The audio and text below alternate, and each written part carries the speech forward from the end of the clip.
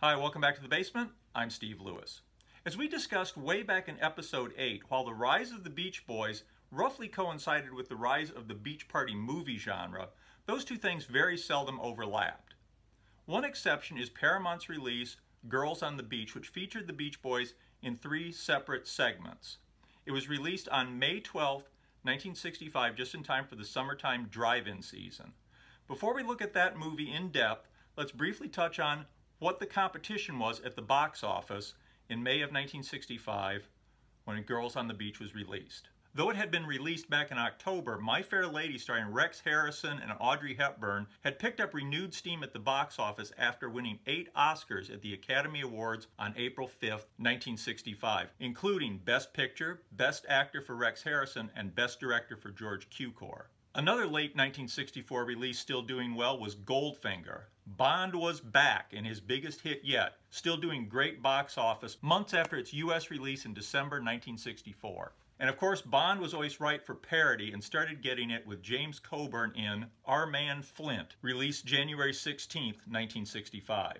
Another big hit was Hush Hush Sweet Charlotte, a psychological thriller starring Bette Davis, Olivia de Havilland, and Joseph Cotten. Also doing well at the box office was How to Murder Your Wife, which had been released in January of '65. It's a black comedy starring Jack Lemmon, Verna Lisi, and Terry Thomas about a bachelor who gets married while drunk and lives to regret it. I'll admit I haven't seen it, but I'm guessing that the humor has not aged well. The Train, starring Burt Lancaster, had opened in wide release on March 7th of 1965. This is actually a pretty excellent film based on the true story of French resistance fighters trying to sabotage and delay a train carrying looted art to Germany late in World War II. A big hit released on April 9, 1965 was The Greatest Story Ever Told. This kind of big screen biblical epic may have been fading out, but was still popular in the mid-60s. It featured an all-star cast including Charlton Heston, Max von Sydow, Carol Baker, John Wayne, and many others. Its February 15th premiere at the Warner Cinerama in New York was attended by no less than First Lady Lady Bird Johnson, accompanied by Adlai Stevenson.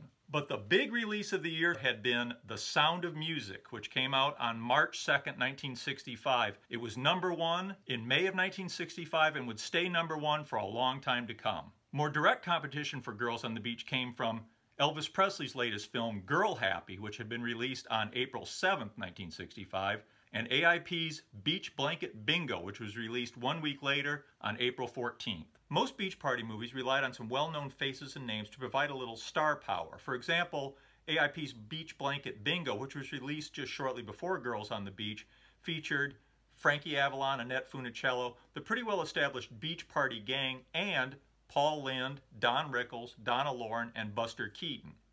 This all-star approach was not the approach used for Girls on the Beach. Top-billed actor Noreen Corcoran, who played Selma, was probably the most well-known name among the cast. She had starred with John Forsythe in the sitcom Bachelor Father as orphan Kelly Gregg, who goes to live with her wealthy uncle in Beverly Hills. It ran from 1957 to 1962 with stints on all 3 U.S. networks and provided something of a template for the later sitcom Family Affair.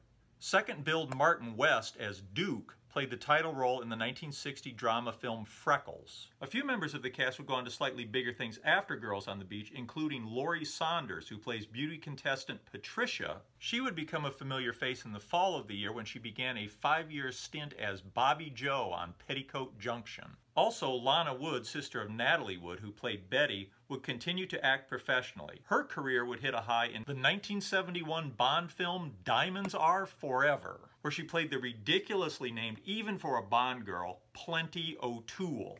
In Girls on the Beach, the star power came from the musical acts, the Crickets, who are hardly featured, Leslie Gore, and of course, the Beach Boys. The Beach Boys and Leslie Gore get the biggest billing on the movie posters and lobby cards, with their names appearing at 75% of the size of the title and highlighted in boxes. When Girls on the Beach was released on May 12, 1965, the Beach Boys were in quite a different place from where they'd been on May 19, 1964, nearly a year earlier when they cut the title track. The title track and another track from the film, Little Honda, had been released on July 13, 1964 on the All Summer Long album, 10 months prior to the release of the film. A very long time by 60s rock standards. We'll discuss those 2 tracks musically in more detail when we talk about the All Summer Long album. The third track featured in the film was The Lonely Sea, which had been on the Surfin' USA album released in March of 1963, more than 2 years before the release of the film. The Beach Boys' current album, as the film was released, was Beach Boys Today, which had been out for about 5 weeks and was currently at its number 4 peak on the chart. Their latest single was Help Me Rhonda, which was at 21 on its way to number 1 by the end of the month. On the day of release, May 12th, Brian was at Capitol Studios in Hollywood working on the track Summer Means New Love, which would be released on their Summer Days and Summer Nights album in July of '65. The rest of the Beach Boys, with session player Glen Campbell standing in for Brian, were appearing at the Dome in Virginia Beach, Virginia on a bill with the Sir Douglas Quintet and the Swingin' Machine. Glen Campbell's stint with the Beach Boys was coming to an end. Bruce Johnston would be in his place a week later, and Glen Campbell would graduate to become the band's opening act. If the Beach Boys are the main draw in the film, fortunately you don't have to wait long to see them. Girls on the Beach plays over the opening credits with the largest font reserved for the Beach Boys and for Leslie Gore, and we cut to the Beach Boys in the local club Sip and Surf, miming to the song as it ends. The group leaves the stage and Dennis gets the only dialogue from any member of the group, which is, "Hey, thanks, the boys and I would like to thank you, and as a matter of fact we're going to join you, and we'd like to bring on your house band, the Crickets." Mike comes back out with the crowd to dance to the Crickets as they play La Bamba. You can see him on the left here right in front of Sonny Curtis. Meanwhile in the film, the boys spot our girls, and both groups engage separately in some really inane dialogue. But what's this? The sorority house mother calls the girls back to the sorority house before the boys can make their move. While the girls rush back to the sorority house, Leslie Gore belts out "Leave Me Alone" before all the extras hit the surf. It seems crotchety old broken down Mrs. Winters has embezzled the $10,000 needed for a balloon payment on the sorority house due in the next 2 weeks. As it turns out, she gave the money to the needy, so all is quickly forgiven. And that pretty much sets up the drama, such as it is, of Girls on the Beach. The girls predictably embark on a number of harebrained schemes to raise the $10,000. Refreshingly, only a few of them rely on seducing guys into doing things that they're too incompetent to do themselves. They enter their sorority sister Patricia in a beauty contest. They decide to enter a cake baking contest to win money and enlist the brainy one, see if you can guess which one she is in this photo, to use chemistry to bake cakes that regularly explode in one of the hilarious set pieces of the film. Meanwhile, the skeevy guys who have been hanging out around the fringes decide their best move is to pretend to have celebrity connections. Through a series of cutely malicious fraud, lies, and deception, they convince the desperate and dim-witted girls that they can get the Beatles to play their post-Easter dance to raise the $10,000 they need to forestall eviction. The 2 remaining Beach Boy appearances come in rapid succession and are placed almost randomly just before the Beatles plot is hatched. The first of these is Lonely Sea featuring Brian. We abruptly cut to an unconvincing day for night scene on the beach where Brian mimes his lead vocal to Lonely Sea. The other guys are there with dates and mime some backing vocals. Carl is strumming a guitar in the foreground, though he always keeps his face away from the camera. Brian even gets 2 medium close-ups, including one during his mime to the spoken word section of the song. He's a little heavier than we've seen him and looks beefy, though not fat, and with the new longer sideburns, he looks uncharacteristically tough. Cutting away to those medium close-ups seems like deluxe treatment in Girls on the Beach, as a lot of it is filmed just with master shots and very few cutaways. This is probably the high point of the film, being a relatively unusual song presented in an unusual way. It's the most unique and arguably the best Beach Boy moment in the movie. The third and final Beach Boy highlight follows almost immediately. The band is seen back at the Sip and Surf performing Little Honda. This clip is a little bit more well known as it appeared on the Beach Boys An American Band video. They're still in their stage outfits and with the instruments they used in the opening, which presumably was shot at the same time. Since they're in the crowd, Dennis is out from behind the drum kit, but still mimes drumming while goofing around with female cast members and apparently feeling no pain. Even though he isn't actually playing, you can also see Dennis's reported habit of holding his drumsticks upside down. Taken on its own, it's a great little film capturing a nice piece of Beach Boy history and a real sense of fun. So that's it. We're a little less than halfway through the movie and we've already seen all we're going to see of the Beach Boys. The movie fumbles along with a couple more performances from Leslie Gore and some utterly predictable comedy pieces. The boys have to dress as girls. One of the girls drives crazy for no particular reason. In the end, the guys admit at the very last moment that the whole Beatles thing was a lie, so the girls instantly dress as the Beatles, learn to perform as a band, and wow the audience, who are so impressed they don't mind being duped about seeing the Beatles. The girls do another number as themselves called I Want to Marry a Beatle. The girls forgive the boys' lies, fraud, and deception as easily as they forgave Mrs. Winter's embezzlement. Nobody asks for their money back, the sorority house is saved, and mercifully, we are done with the movie. The movie was obviously done on the cheap, even by the standards of teenage pictures. And even for somebody like me who enjoys beach party movies, this can be a pretty hard slog. The art direction is just about nil. The Sip and Surf and Sorority House Common Room are decorated with some fairly random posters and objects. A lot of the other sets are not even up to sitcom level, with practically nothing but sparsely decorated soundstage flats in the background. As you can see here through the door, outside is represented by somebody holding a branch that casts a shadow on what is apparently meant to be the sky. As I mentioned before, a lot of the scenes just play out in master shots with few or no cutaways or close-ups. Not that there's no thought to the cinematography, there is definitely a cinematic theme represented here that's pretty obvious.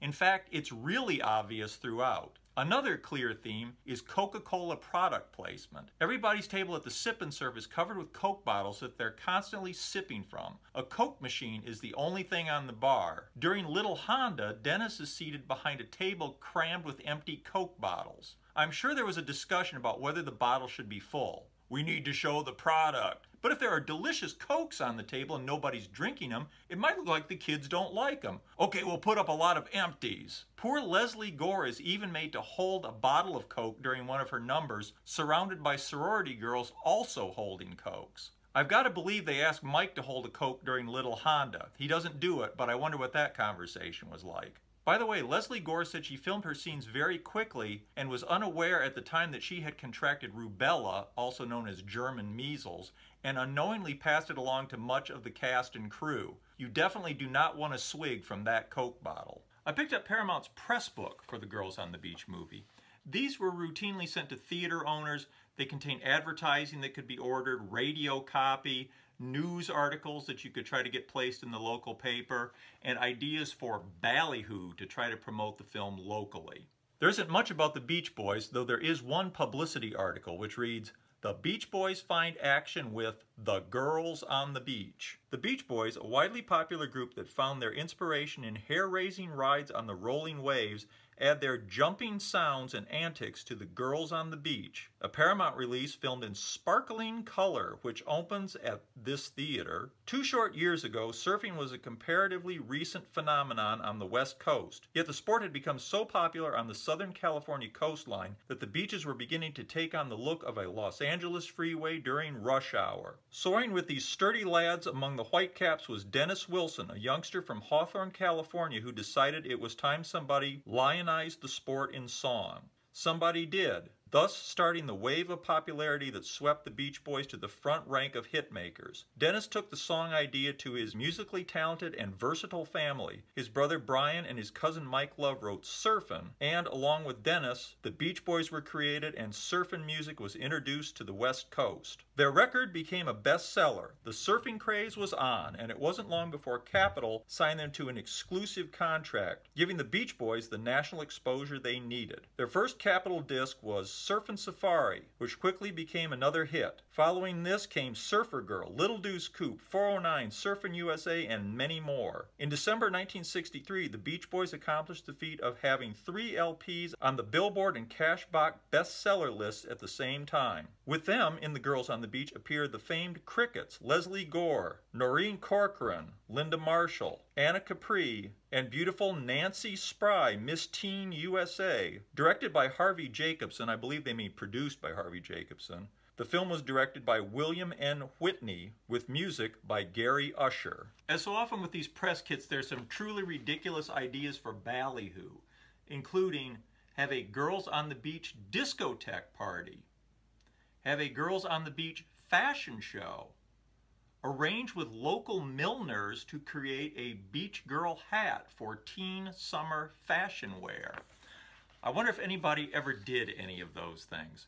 Anyway, I hope you've enjoyed this look at the Girls on the Beach film and the Beach Boys' appearance.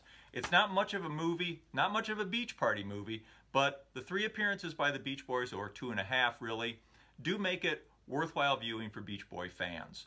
Thanks for watching. Hope you find this interesting. Please comment, please like and subscribe if you haven't done that. I really appreciate that. We'll see you next time. Thanks a lot. Bye.